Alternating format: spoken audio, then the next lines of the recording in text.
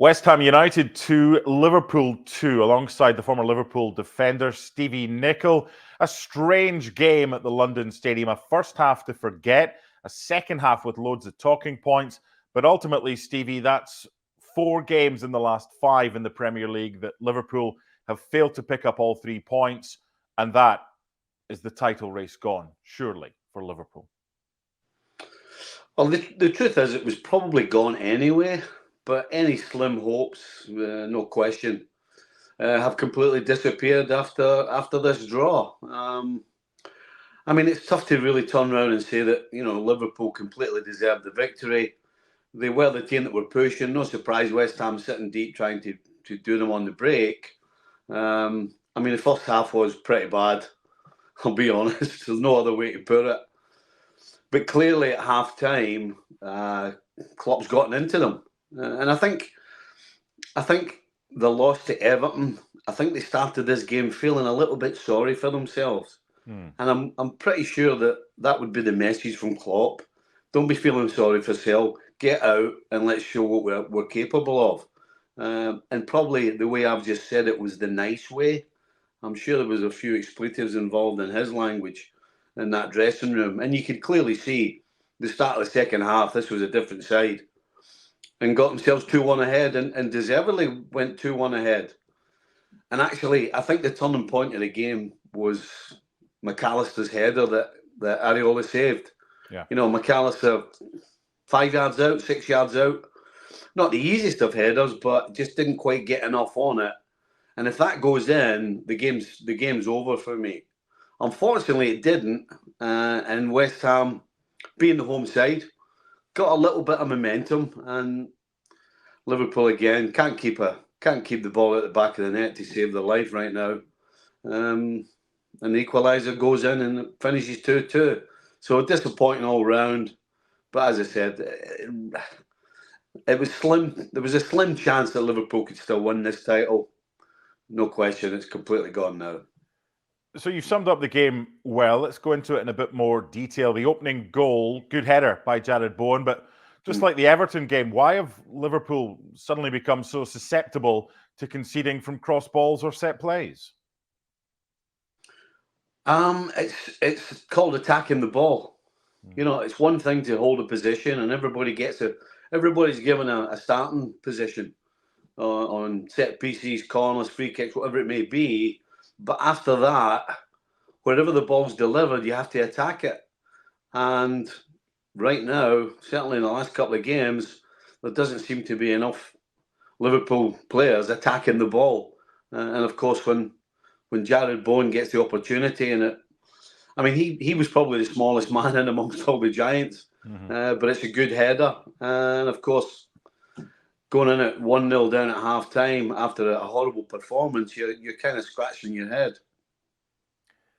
I don't know what's been said at half-time by Jurgen Klopp, but something's been said because he got a reaction. Will he be frustrated that he had to say something at half-time after a first half where they had a lot of the ball, but they were pretty insipid? It was like they were on the beach. That's annoying for Jurgen Klopp, is it not? That he has to do his work at half-time to tell his players this isn't good enough? Oh, frustrating, absolutely. But I think we should understand that going forward, Liverpool's front three, regardless of who it's been, against Everton, we're talking about Salah and Núñez being completely invisible. Today it was Gakpo, Elliott and Diaz. Other than Diaz, again, in the attacking third of the field, there really wasn't anything happening. And as much as you said Liverpool had the ball, they never created anything. Diaz hit the post in the first half. I think pretty much, if you want to call that a half chance, because it wasn't even that, that was about it. But as we said, he gave them a rocket at half time. And it worked. It worked because Andy Robertson channeled his inner Stevie Nicol as a fullback for Liverpool, scoring a goal. Good finish, took it nice and early. And then the turnaround at that stage was complete. A very scrappy goal. The effort, I think it was Gakpo. It kind of pinged around. It hit Ogbonna. It hit Souček. It went in off Areola. And Liverpool this season, coming into the game, have won 27 points from losing positions, which is great. The problem is they've been losing in the first instance. It's not often that they get themselves ahead having been behind and don't get the 3 points. So what happened between taking the lead at 2-1 and not getting all 3 points? They just went a little safe. Right. You know, you're away from home, and West Ham haven't offered anything in the second half going forward. They've pretty much been on the back foot. They've been defending. As I said, that great spell that started probably the first half of the second half, where Liverpool really dominated and created some opportunities. Robertson had another shot saved by Areola. And as I mentioned earlier, the McAllister header. That's why I think the McAllister header is huge, because I do believe that the game was done if that goes in. It doesn't. And then the game sort of starts drifting back towards West Ham. Liverpool go a little safe, don't keep their foot on the pedal. And the way Liverpool have been defending, you're never quite sure. And the worst fears, certainly the worst fears I had watching this game, was Liverpool going a little deep, a ball in the box, and then, albeit a fantastic header from Mikel Antonio, and it's 2-2. And then they never really looked like getting another goal either side after that. Yeah, there's still talking points. There's a Cody Gakpo-Areola incident I want to get to shortly, but just prior to Mikel Antonio's headed equaliser from Jared Bowen's cross, we already knew that Mohamed Salah and Darwin Núñez were coming on. It wasn't until later on, towards the end of the game, that social media kind of said, hold on here, what's this? And there was a camera behind the goal that spotted a pretty heated argument between Mohamed Salah and Jurgen Klopp. Now, as we record, the final whistle's just gone, so we don't know what's been said.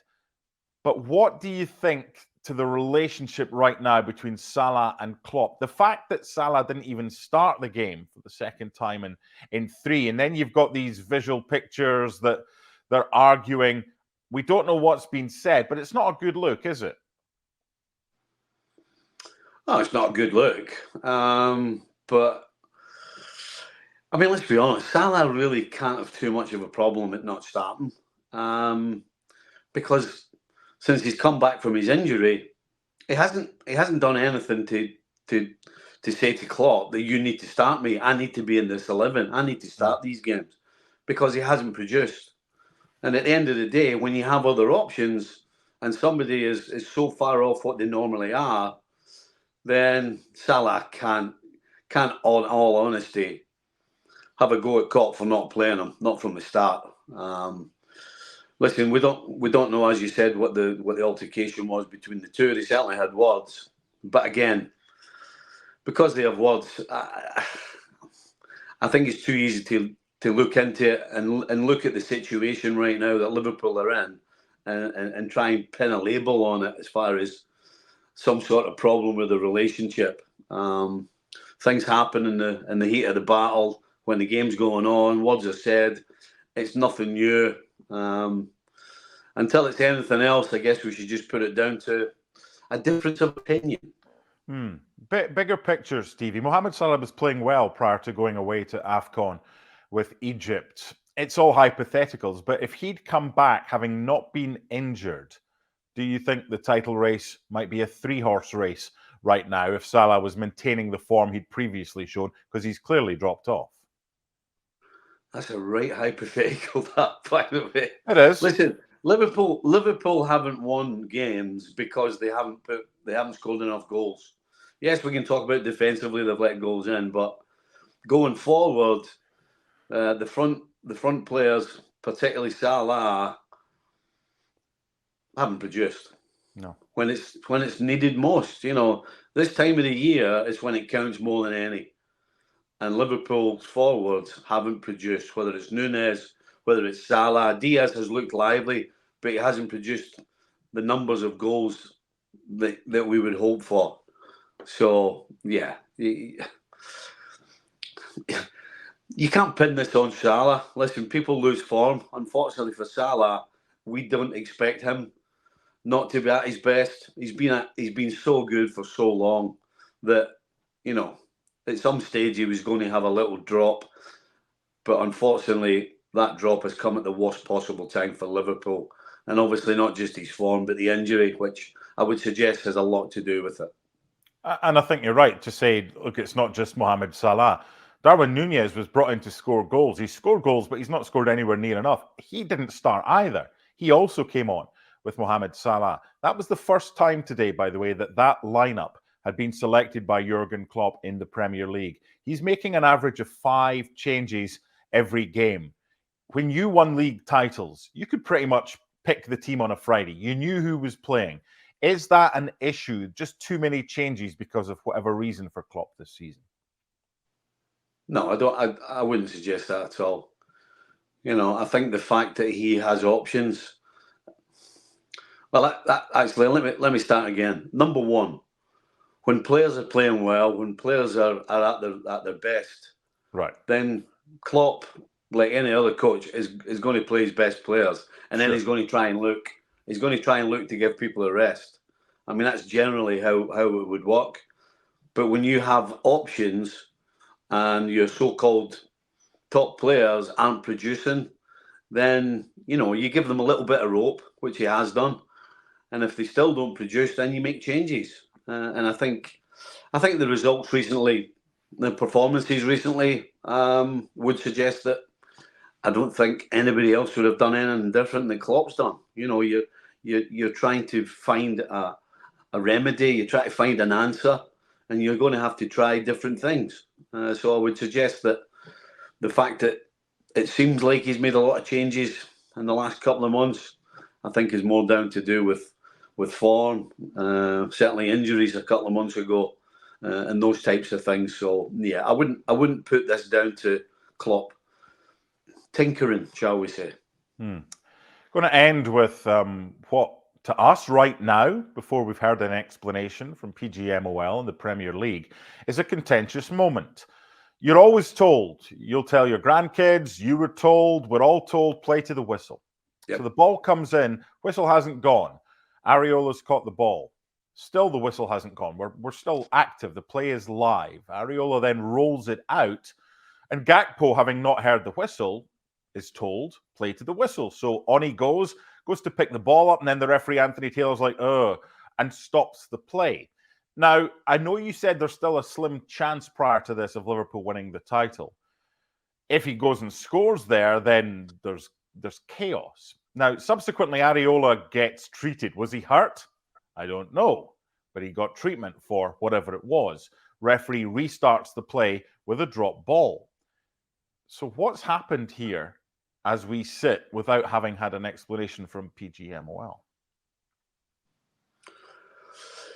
Well, I think I was going to say I think it's pretty clear, but let me change it to I would suggest that the referee has not blown his whistle. Nope.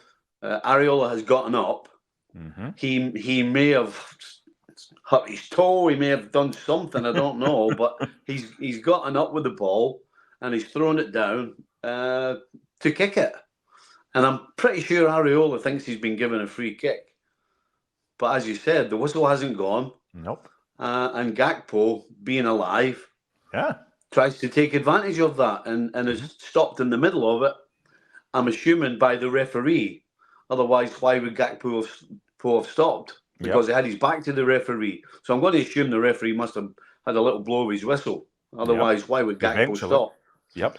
So again, it's a little bit like the Gabriel situation not that long ago, where he didn't hear the whistle, picked the ball up. It should have been a penalty, and it wasn't given. And the referee has let him off.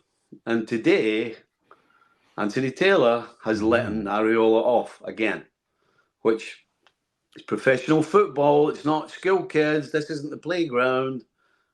It should have been let go. The whistle hadn't gone. It's down to Areola to be clued in the way that Gakpo was.